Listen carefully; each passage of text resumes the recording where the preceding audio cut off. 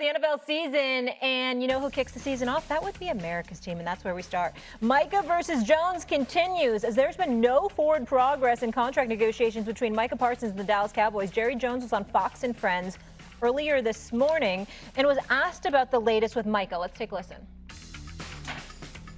How are you to getting a deal with him? Micah's a great player, not a good player, but a great player. He knows more than anyone that it's a team thing. And so I know everybody's tired of hearing this, but you've got to put this puzzle together so that you can have some other people out there playing with Michael. That's the art of the deal, and that's why we're trying to get done, and we're trying to make this thing work. But we have all the appreciation in the world for what he can mean to the years ahead. We're proud to have him. Okay, again, Jerry Jones on Fox News this morning. Canty, what stood out to you the most from that interview? I don't understand why Jerry Jones takes us as fools.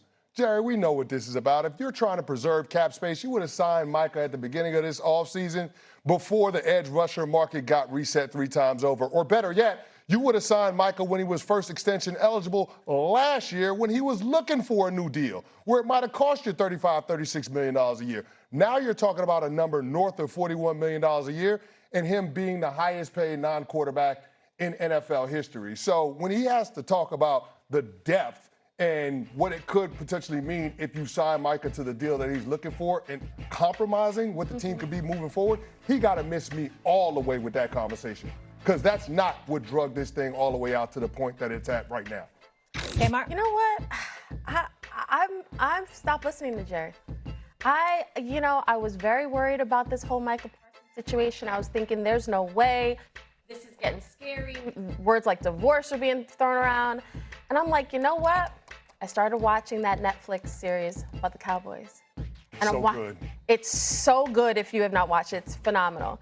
But I'm watching Jerry talk about the Emmett deal and signing Dion, and how when Jerry talks about controversial is not a bad thing.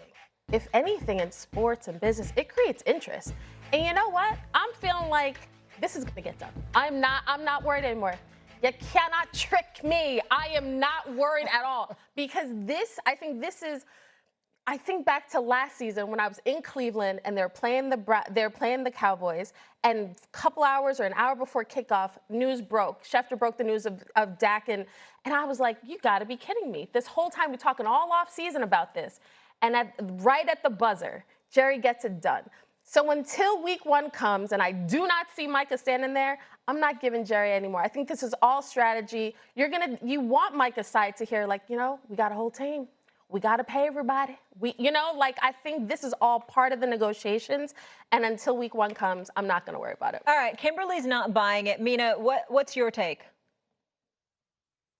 Well, I guess if it's part of the negotiations, I like you guys struggle to see who he is negotiating with and what the point of this is, other than getting more attention from us, which I suppose mission accomplished. I also think he's going to be there, to me, purely because if he wasn't, it would go down as one of the all-time fumbles. And Chris, I remember doing First Take with you months ago, and you raised the possibility of trading Micah Parsons, and I vehemently agreed with that. But at least there would have been some logic to that when it would have been valuable for Dallas. At this point, it's just silly and a waste of everybody's time. And as far as Jerry's argument, and we've heard this before, where owners, GMs talk about the reluctance to pay people stemming from building a complete team. It's a hard-capped league, all of that. It's not the star player's job to take a discount so that you can afford everyone else. It's your job to draft affordable, talented players who are on rookie contracts. It's one of the great advantages that you have in this league, is that rookie wage scale, and then fill the roster that way. This is not on Micah Parsons. It's completely on the Cowboys front office. Yeah, and here's the thing, Mina. I agree with you wholeheartedly about best players not having to take a discount or not having to make the salary cap work. He's not the general manager, and apparently Jerry Jones wants Micah Parsons to be his own agent as well.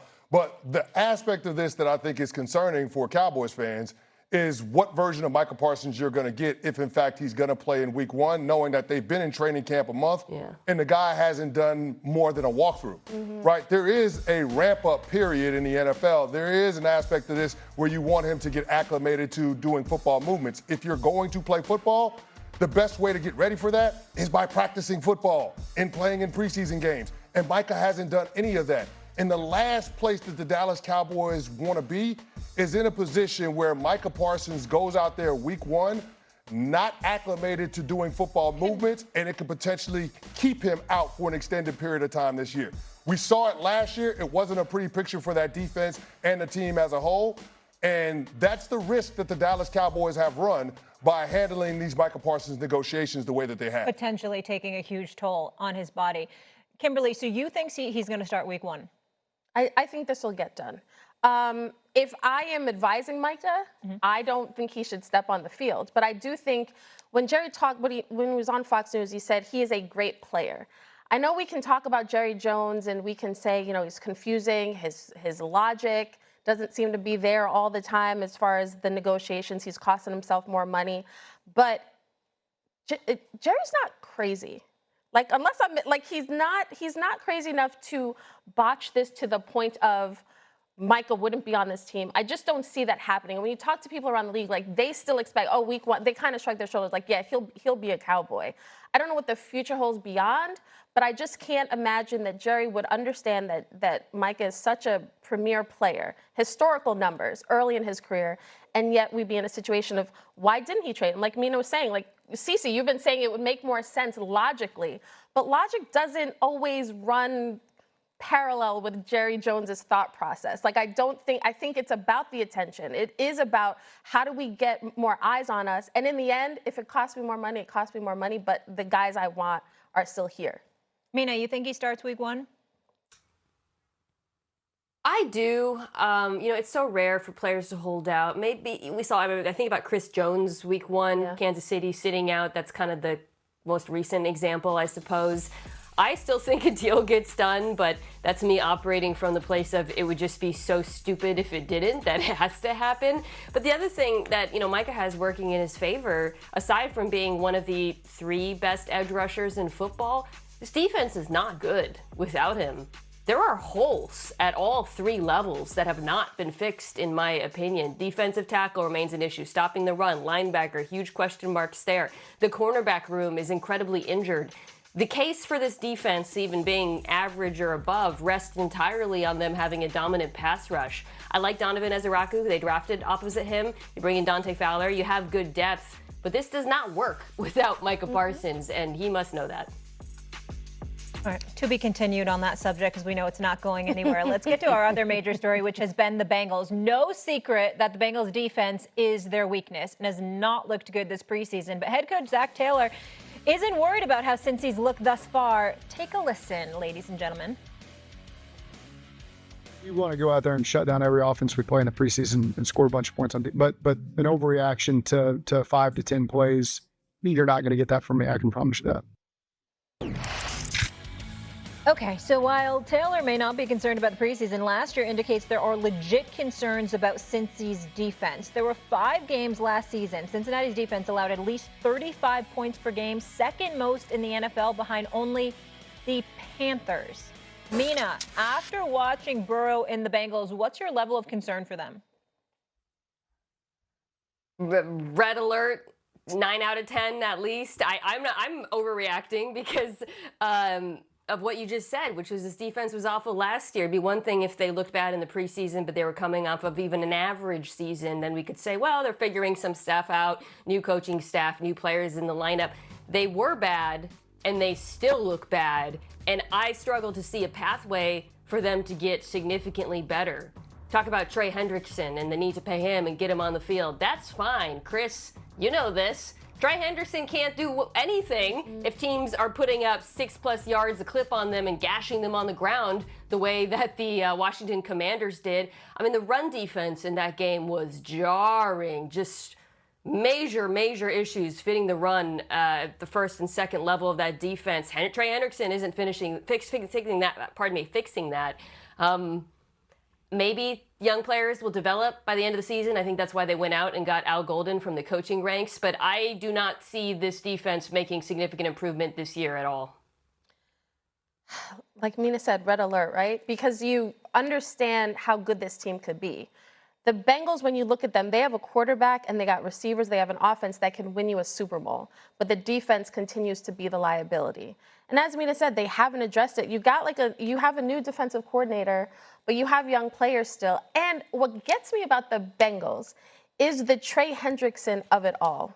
Because I don't feel as confident about that situation getting resolved, and I should, because it's so clear and blatant that they need him.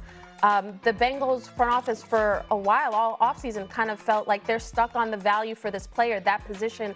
We don't want to give this much. We shouldn't have to pay this much to this guy because of the position. But you got to look at what he brings to the table and what he means to your unit. And the fact that we are still here and Trey Hendrickson is on the field, on the sideline, on a Monday night, being in position groups, talking to guys, and they still can't figure out how to make this work.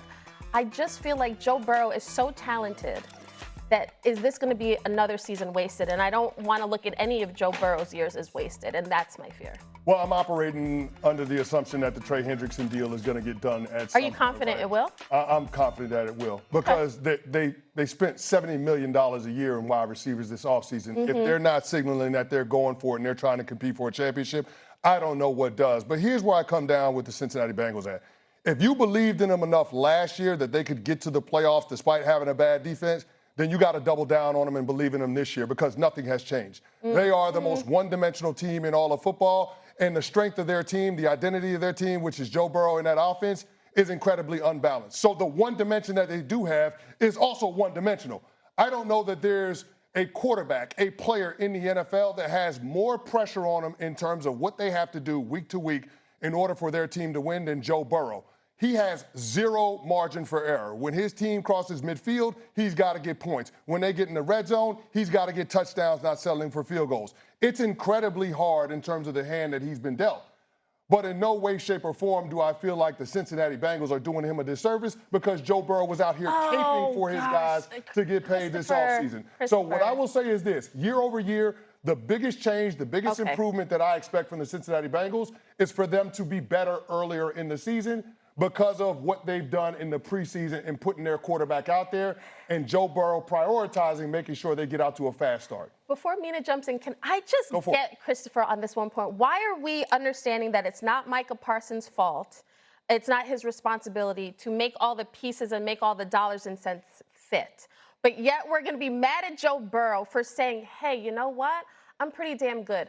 I'm also pretty damn good because we have two wide receivers that you're saying because Joe Burrow wanted to be GM. I'm not mad at them paying the wide receivers. I'm pro player all the time. I spent over a decade in the league. I want everybody to get paid their bag. What I'm saying is this. When your team is at the top of the league in percentage of cap spent on the offensive side of the ball, the defense being an impediment to your team getting to where you're going cannot be an excuse. That's my only point that I'm making when it comes to Joe Burrow. But I think the biggest difference that we're going to see in this team this year is them getting